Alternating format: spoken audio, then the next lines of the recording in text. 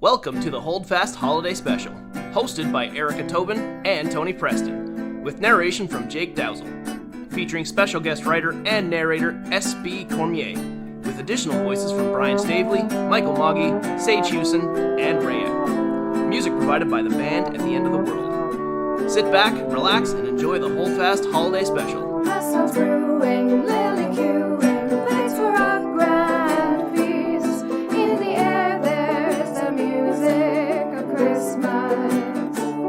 Friends is plucking, crow singing, Jazzy bursts through the door. Nasir joins and the band starts to play. Silver bells, silver bells, it's Christmas time here in Holdfast. Ring-a-ling, hear them ring. Soon it will be Christmas Day. Borovich joins in on tom-tom, Theo Hayes sways the A's. Lady Val tells us tales by the fire. In comes Rayfield and Gilmore, coming home for the feast. Taggart enters and roars, Simmer down, you bloody hooligans! silver bells, Silver bells, silver bells, it's Christmas time here in Holdfast. Ring-a-ling, hear them ring. Soon it will be Christmas Day. Village pathways, busy pathways, dressed in holiday style. In the air there's a feeling of Christmas. Children laughing, people passing, meeting smile after smile. And above all the bustle you hear.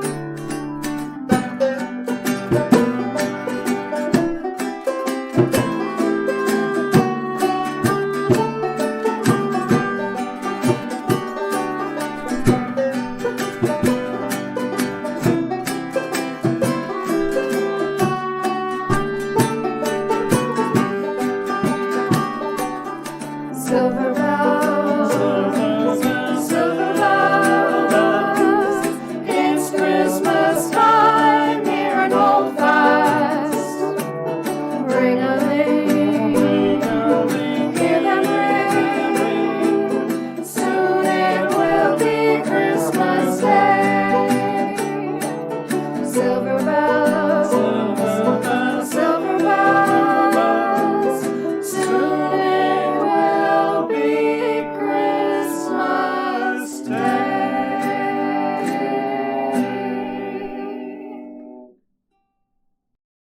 Holdfast on a midwinter's evening. Calm, peaceful, rather unlike its typical self.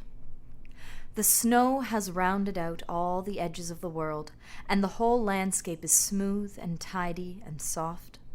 Drifts hug the walls and trees, heaping up on top of the citadel and leaning affectionately against the inn. The breeze swirls about and tucks itself into corners like a cat tucking its tail around its paws. The day's activities can be neatly traced in the prints that crisscross the little village, between forge and inn and camp, along the wooded paths from circle to circle. All of the sounds are small. The brush of a grouse's wings, the groan and creak of the woodcart, the muted stamp of boots at the threshold. Things are tranquil in the Hanged Man. A plume of incense-scented smoke braids itself with the steam wafting from a mug of tea, as gentle on the palate as on the spirit. A fortune is murmured in the low light, while strong hands polish a blade until it gleams like the icicles on the citadel's eaves. A glimpse into the citadel itself would show it to be a bright, dry sanctuary from the cold, with a busy flame in the forge providing heat and light enough for the adventurers within. Their wares have been tucked away for the evening, and all that remains is to enjoy each other's company. Beyond the frosty stone walls, the night sky is a blue so deep you could fall into it, and the shadows have gathered thick as the snow. And yet there's so much light. Not only the glitter of moon and stars on the ice, but warmer, cozier lights, nearer to those who have lit them. Lanterns throw silhouettes onto the canvas from within tents, and familiar figures can be seen sipping tea, turning pages in a book, moving quill across parchment, tending to equipment. The windows of the inn glow with soft, ruddy candlelight, but the frost sheathing the panes obscures what might otherwise have been seen within. All that can be discerned are hazy shadows, muffled conversations, and the mingled scents of wood smoke and wassail. Crossing the threshold, the watering hole is as cozy a scene as one could hope for on a winter's night. Cozier, even. Evergreen boughs hang from the door frames and rafters, fluffed up and trimmed with holly berries, mistletoe, and pine cones, while the tables are bedight with cinnamon sticks and clove-studded oranges, the candles wrapped in silk ribbon. Resting warriors have their fill of pies and stews, their armor and weapons nowhere in sight. Fawns cluster around an assortment of dried herbs and chatter in soft, merry voices about what they might brew. A leisurely game of cards breaks out amongst craftspeople and academics, while bards caress the air with tender music. Someone adds more logs to the fire and sets it roaring once more, as it will be many hours before the villagers retire for the evening and allow the flames to quiet into embers. After all, there are still boots to be dried, tales to be told, hands to be warmed, wassail to be quaffed, and 1,000 other of the gentle tasks of living to accomplish. Outside, everything is still. The world has sighed deeply and contentedly, and it has settled into a state of rest. Come the spring, the snows will melt away, and so too will the fragile peace they brought. The rush and mess and noise will return as though they had never left. Maybe they haven't. But in this moment, the village is enveloped in a shining calm. It is safe. It is quiet. It is home. Good night, Holdfast, and a happy midwinter to you all.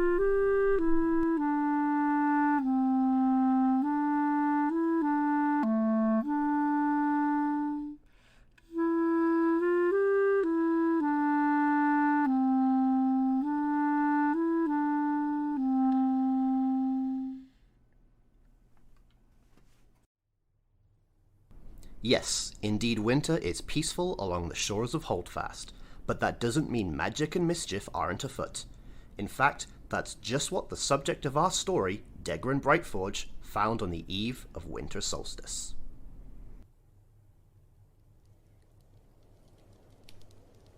It was a bitter and snowy night. Degran sat in the quiet protection of the citadel, with only the warmth of an unmanned forge to accompany him. A large pile of jewels scattered across the Guildhall table. He counted them meticulously, pinching each ruff as tightly as every radiant. With a long pull from his tankard of cider, he smiled smugly with satisfaction. Another day of profit. Someone was at the door. Humbug. The old man grumbled as he labored to his feet. One by one he unhinged a seemingly endless series of locks that kept the citadel and its treasures safe. What is it? Good evening, Degran. Father Francis greeted him with a smile, his nose and cheeks rosy from the cold. Get in, I'm not heating all of Arnhem. Sorry to disturb you. I'm making the rounds to ask for donations on behalf of the town. We need materials to rebuild the inn, and Lexicus could use some earth mana to regrow his leg. Charitable donations? In this economy? Get on with you! Degran hurried Francis out, slamming the door behind him. Everyone's looking for a handout. Humbug! Cursing under his breath, he hoarded the pile of jewels into a chest before setting off to bed. Degran slept peacefully that night, at first, but just as he began to dream, he was startled awake by a bright flash of white light. I am Edwin of Tarth, Exclaimed a ghostly figure floating above. and I speak the truth. And you, Degran Brightforge, have a very nasty future ahead of you. Oh, Edwin, get out of here! Can't you leave a man to sleep? Degrin turned over in his sheets. No! Edwin grabbed his hand and lifted him through the ceiling of the tent and high into the night sky. Over the forests they travelled all the way across the island in mere seconds. Suddenly, the bitter winds faded away, and the night turned into a warm, sunny afternoon. They found themselves in a neat little village of dwarves. Degrin recognized this place. It was his childhood home, Gurnfast. How? How can this be? Abandoned decades earlier, it was alive and thriving, just as he remembered. Barrels of ale were hauled through the cobblestone streets by the cartload, ready for distribution across the island. The bellows roared at a nearby forge, where a particularly stout and gruff dwarf hammered down on hot steel. Children ran about, chasing each other, playing a You're It game. One stood a little taller than the rest. Degrin pointed. Why, there I am. That's me. Quietly, he watched the ebb and flow until an all-too-familiar noise interrupted. A war horn. The ground beneath him began to quake. Stampeding over the horizon rode a battalion of orcs. With sharpened steel, they tore through Gurnfast with unstoppable force. The dwarves were caught off guard and not prepared for such an unprovoked attack. Degrin and Edwin watched in horror as they scattered in fear, trying to protect the few things they had. The orcs pillaged it all. A tear streamed down Degrin's cheek. Gurnfast never truly recovered after that. The greed of the orcs had overpowered them, to the point where they were willing to destroy the lives of the innocent. Your home was gone. You had nothing left. You could have been angry and unforgiving with the world. But look, over there.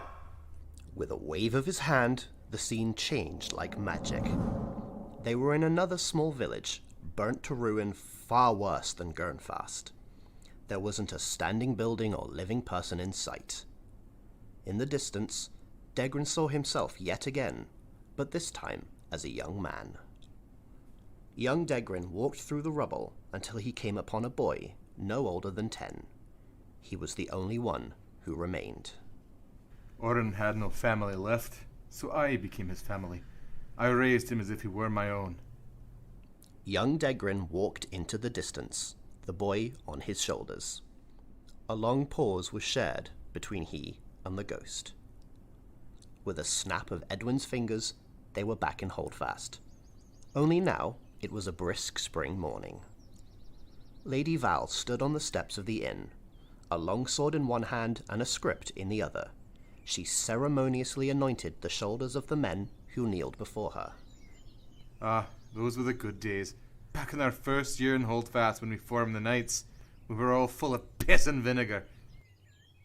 While chuckling at the display of ardor, something occurred to him.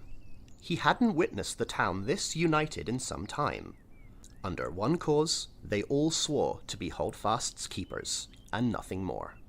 What had changed? He sighed. Things were so simple, before all the politics and money. You made a promise to protect this town and its citizens, but take a look at its future. Once more, Edwin waved his hand, and again, the scene altered. The sunshine disappeared behind a grey film that sucked all of Holdfast's brilliant colours away. The inn was devoid of life, its personality disappearing with its patrons and caretakers.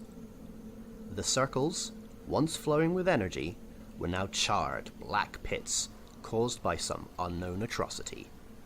Where the citadel once stood was now a pile of broken bricks, a faint memory of its former magnificence. A young man stood in front of its foundation, his head hung in mourning. A small child stumbled around his feet. Clumsily, he squeezed a delicate purple flower in his hands while he played in the remains. Thick, dark, wavy hair and big brown eyes. He looked familiar. The man pointed to something at his feet and gave an instruction to the boy. Carefully, he placed the flower on the ground, looking to his father for confirmation. there was a pause. The man hugged his son and scooped the child up onto his shoulders. They left down the southern trail. Degrin, heart in his throat, walked towards his old home. The dead, yellow grass crunched beneath his feet as he kicked up a low, lingering fog. Quickly, he realized what the family was focused on. The small purple pansy rested in front of a grave.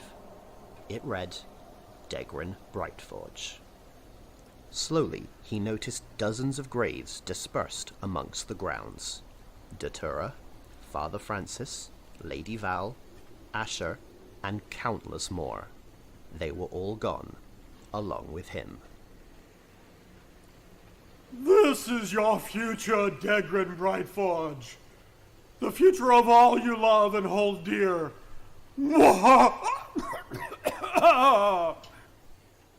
Edwin, no! This can't be.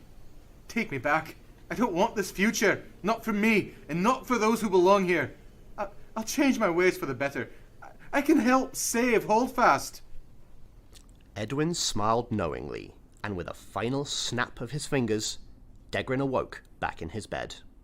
He wiped a cold sweat from his brow and rushed outside. Holdfast was back to normal. A beautiful sunrise crested the ocean's horizon, lending an orange glow to the thin sheet of frost that blanketed the hills. Near the fire pit, Datura smoked his morning cigar.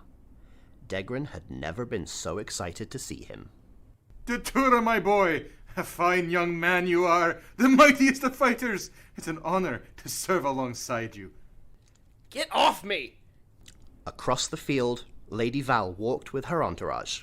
Busy in discussion, he boisterously interrupted. Val, as always, you look so decorative. Fine smith, that big one. He took her hand and dragged his fingers across a carefully crafted scale mail bracer. Do let me know if there's anything my men can do. We'd be happy to meet with the council and make a plan for the dry season. I've got a feeling that Godo won't go down without a fight.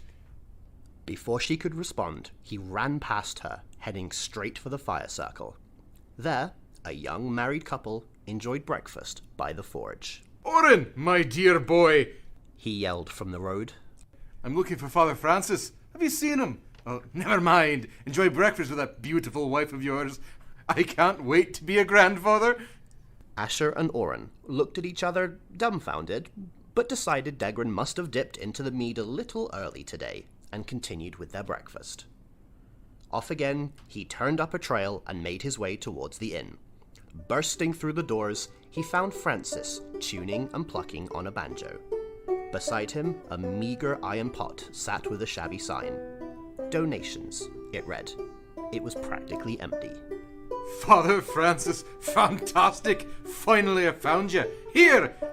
To Francis's astonishment, Degrin reached in his pockets and pulled out fistfuls upon fistfuls of rares. He shoveled them into the pot. It's a solstice miracle. And from that day forward, Degrin was the most generous man in Annam. The people of Holdfast put their differences aside and worked together for the betterment of all. They built hospitals and provided care for the sick and hungry. It ushered in an era of peace across the known world. Is that true, Dad? No, son. They fought bitterly until the end.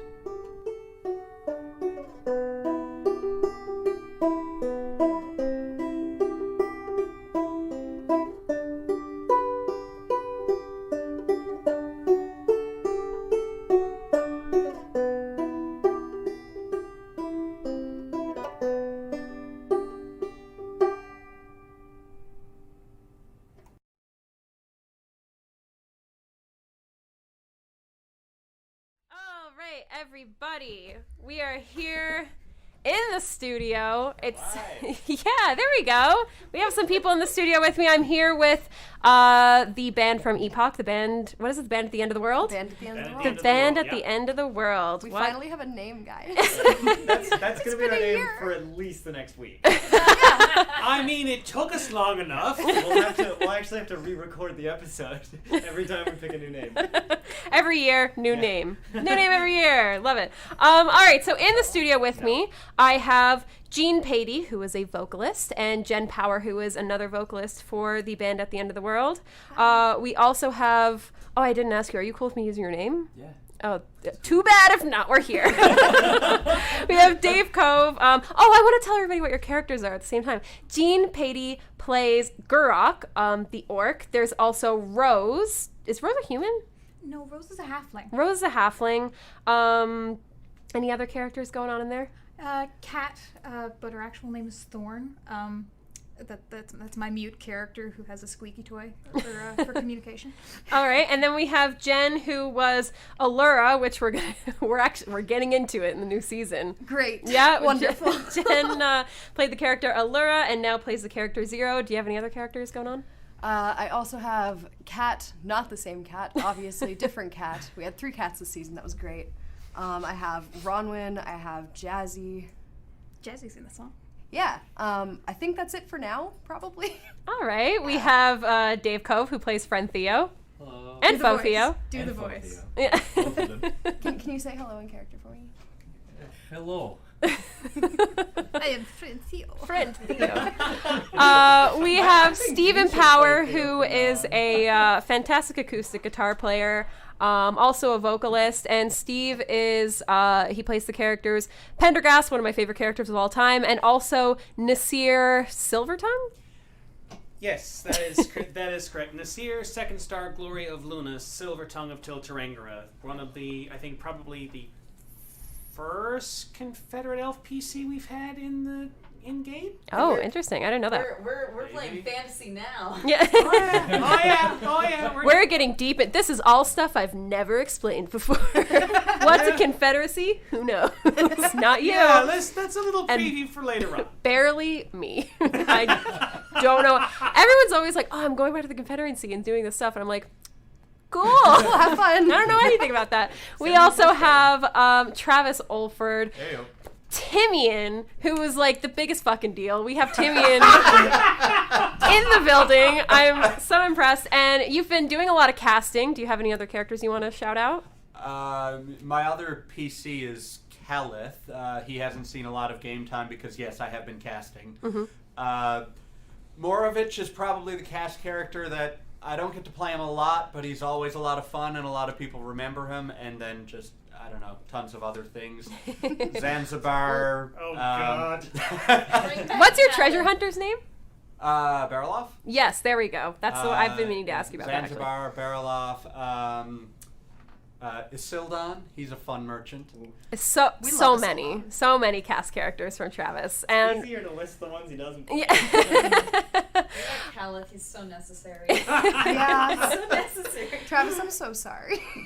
We also have Sage Hewson, who plays Father Francis, who we just heard about in the story we listened to. Also, huge deal. So everybody gets, whenever somebody introduces their character like Steven, you just did, they always riddle off these long names, and I never get to do that. So if I may, Yeah. I play Bishop Father Francis Jean Saint-Antoine,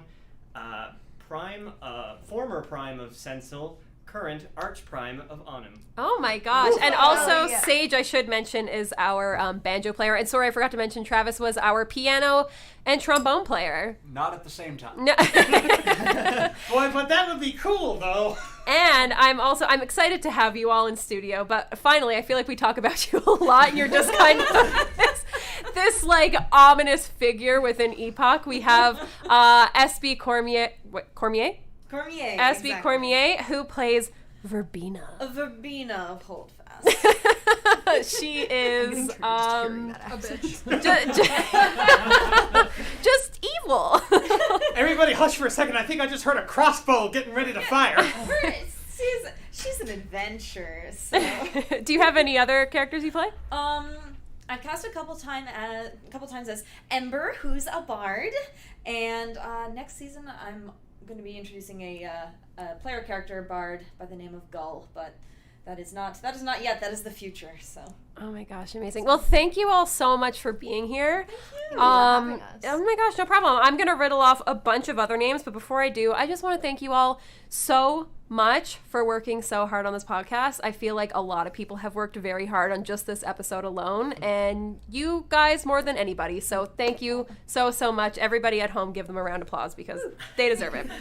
Oh my gosh, anytime. It's an absolute pleasure to be here. Absolutely. Oh, thank you.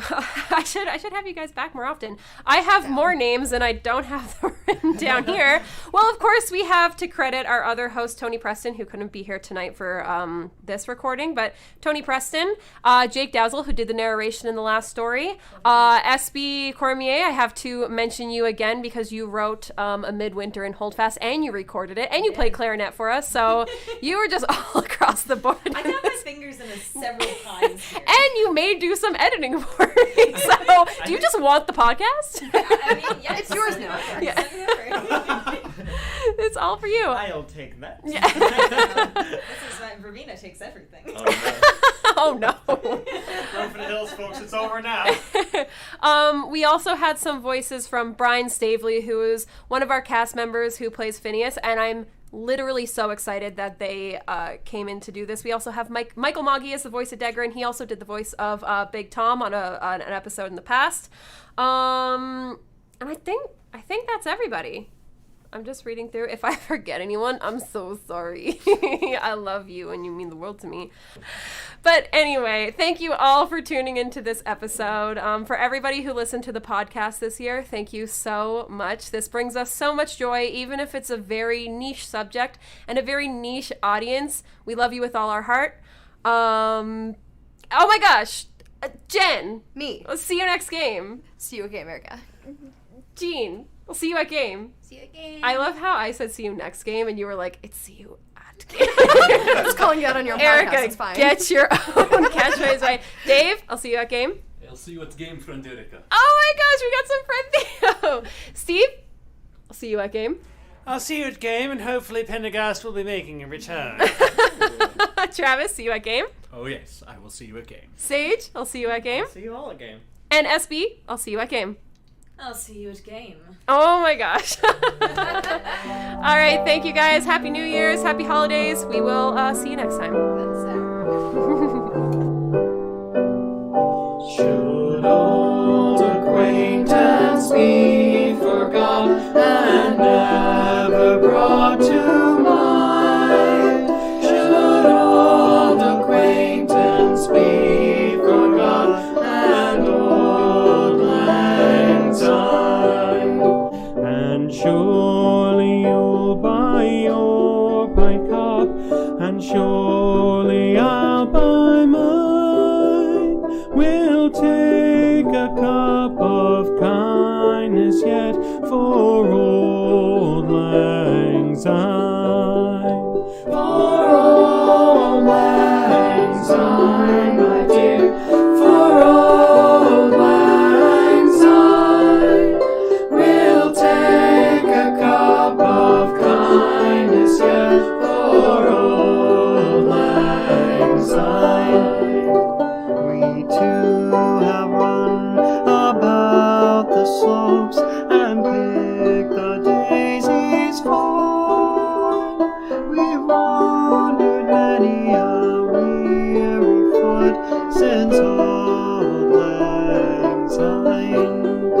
We too have paddled in the stream from morning sun till tide, but seas between us broad have grown since old lang syne.